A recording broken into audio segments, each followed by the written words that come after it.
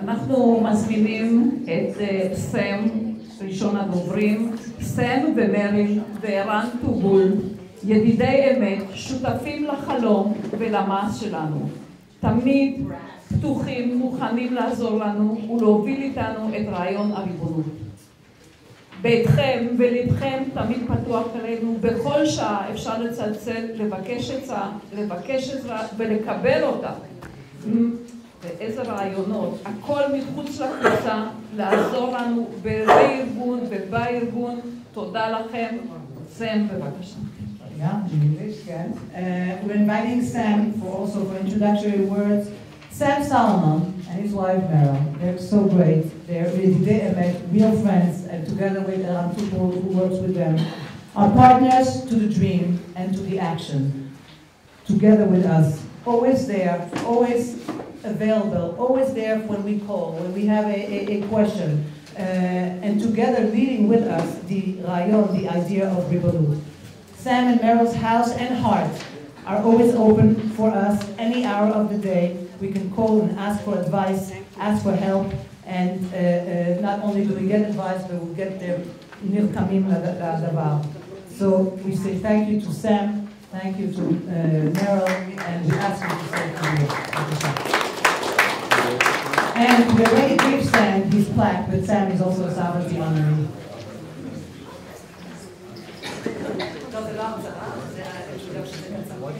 I'm under a 5-minute strict time frame. First of all, Chag Sameach! Chag Sameach! Who watched the 70th anniversary independence program on Har Herzl? Yeah, who watched it? I mean, did you see how much there was about us as indigenous people being here for thousands of years? The message is getting out there because it's more than just, a piece of land. It has to really be about a commitment and a belief that we not just belong here, that this is ours. And that's a lot of what's been going on in the last 20 years. There's been a tremendous amount of dilution of spirit about whether or not this is our land or not. So I'm very privileged and very honored to work with Natan Yehudit and to welcome the Americans of Safe Israel and the work that you're doing, which is absolutely amazing. You noticed one thing before we started. There were 4 people lined up here. Do you notice something about them? They were all the same in one way? They're all women. Yeah. That's really, you guys have to be a little embarrassed, okay? But there's a reason why. When the Jewish people needed to be saved, who saved the Jewish people in Mitzrayim? The women did, not the men. I mean, the men were too busy, I don't know, lifting bricks or building pyramids. But it was the women, the Nashim Tzidkaniyot, who really saved the Jewish people, who basically did the following. They took action.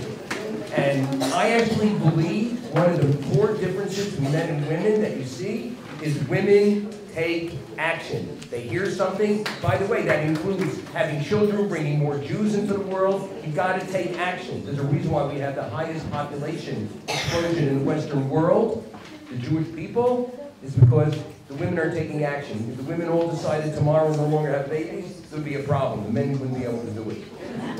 So I just want to spend my next 2 minutes just give you a couple of just thoughts for you to consider as we've been going through the whole Ribbolut program and the work that I've been doing with Natan Yehudit.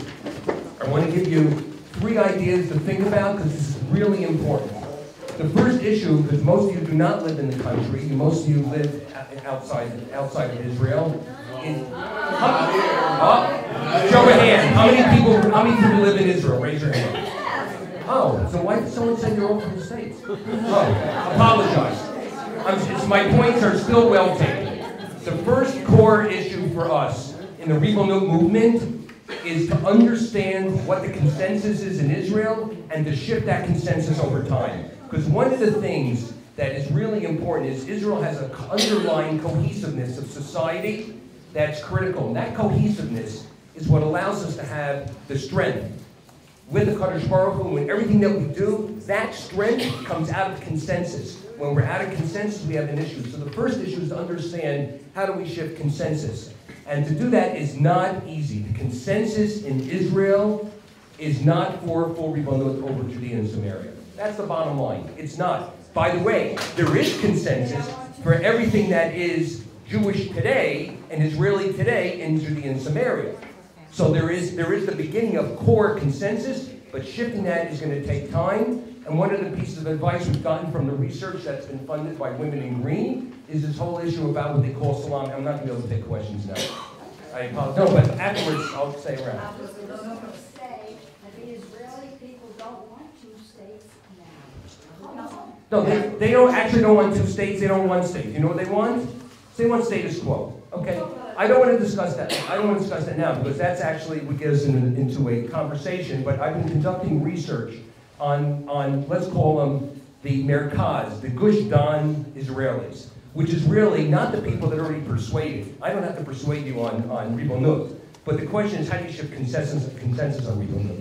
And to do that, it feels like we have to do it what they call salami slices, because people have to feel comfortable with it.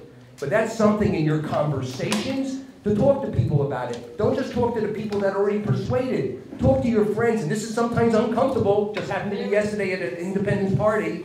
I started talking about Ribonut, and I already got yelled at over the schnitzel. Okay? This is very important because they're all part of their Achenu, Bnei Israel.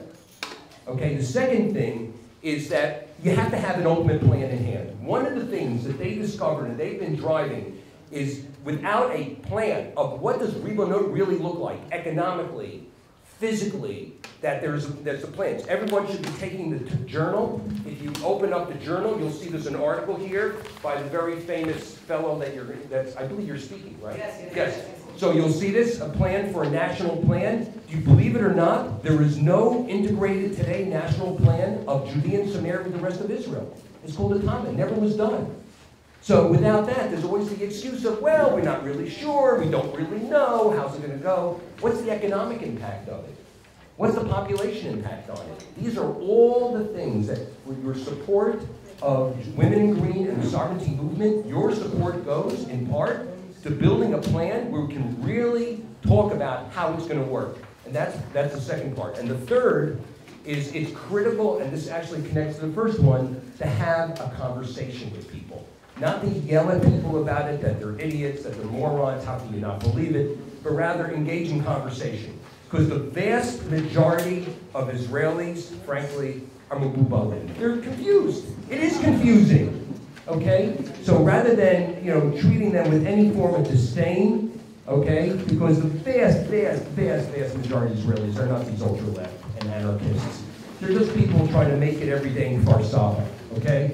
So how do you really bring them in is by having conversations, being respectful, listening to them, but also explaining why sovereignty is critical for the Jewish people, for the land of Israel, for future generations. So I want to welcome everyone here on time. To Oz Gaon, to Women in Green, you all know them very well. I want to thank for the opportunity, to Nadia and Judith, and everything that they've been doing. And I think do we have a women's league in Women in Green? I don't think we do, but we should have a separate women's league because you guys are going to, or gals, are going to really drive the value here. I really believe it. And if you have any questions afterwards, feel free to speak to me or to Iran over there. He's holding the next generation. Thank you, Sam. Thank you for keeping the 5 minutes. We appreciate it.